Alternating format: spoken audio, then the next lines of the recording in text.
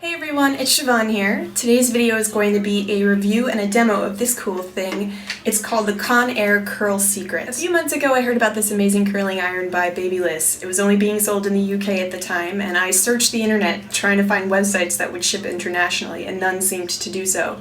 But I wasn't too worried because I know that whenever there's a really popular beauty product in the UK, it eventually comes over to the States and vice versa. And that's kind of what's happened. Anyway, I was in Bed Bath & Beyond the other day on a completely separate errand, and I happened to go into the beauty department to buy some more conditioner, and I came across this. And it looked just like the Babyliss version. So I stood there and I googled reviews, and I found out that most women who had purchased this so far really liked it. There were a few negative reviews, of course, obviously.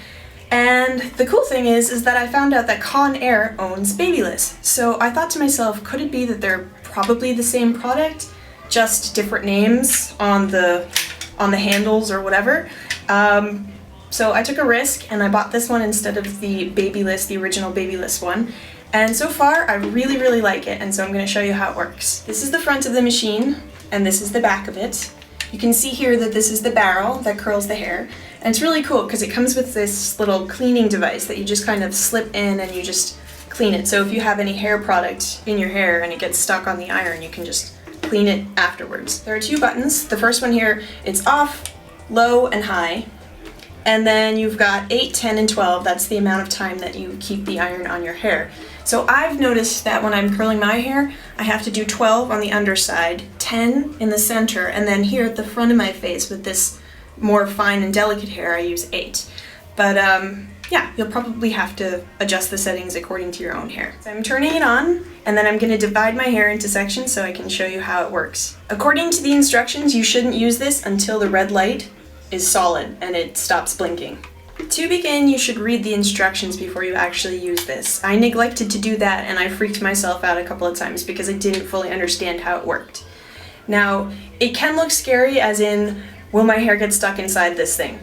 And if you look inside the barrel here, I'm not going to stick my finger in there because it's hot, obviously, but there really isn't anything in there that can get caught on your hair. Now, one of the things that did frighten me was that as it sucks in the hair, it'll suck it in, and then it whirls for a few more seconds before it stops, and then it begins to beep. Another thing I wanted to point out is that you have to take really small sections. They need to be somewhere between 1 inch and ½ an inch wide, and your hair should be completely dry when you're doing this. With my regular curling iron, I can take larger sections, but I've noticed that even taking the smaller sections, this takes less time because obviously you get to do less work. Now, this is the front of the machine. I have it set to high and I have it set to 12 seconds, and this is the front, as I said. It needs to be facing your head on either side. No matter what side you use it on, it has to face your head. You can't do it this way, otherwise you'll screw up and make a big tangle, which I did yesterday when I didn't read the instructions. You take the hair, and you're going to place it between these two panels here. So, whoop, right there, and I want the curl to start up high. So to make it work, you actually have to squeeze down on the actual machine. You see?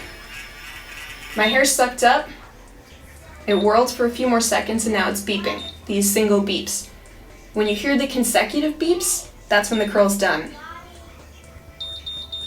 And then you just release. The cool thing is too, like if you want the curl just to be at the ends of your hair, just place it, see, I hope you can see that. You place it in between, clamp down.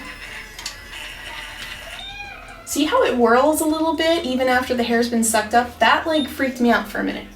Now I've got the beeping. So you can kind of choose where on the hair strand you want the curl to begin, whether in the middle, at the end, or if you want the whole thing to curl.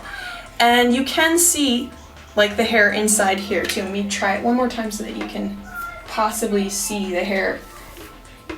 This is the scary part. See, you can kind of see my hair inside it's in there.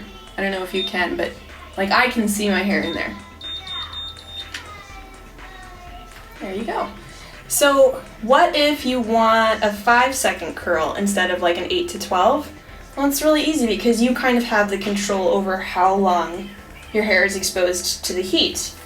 And you can just let go, release it at any time, and the hair will fall right out. So I'll show you what I mean by that too. To make it work, you have to hold the clamp closed, but at any point you can just open it and release. So that's pretty cool. You have control over the machine.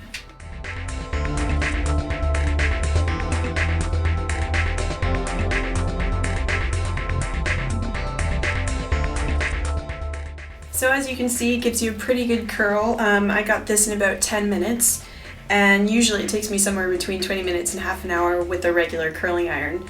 It is $100, so it's definitely going to be cheaper than the Babyliss version. It seems to do the same exact thing.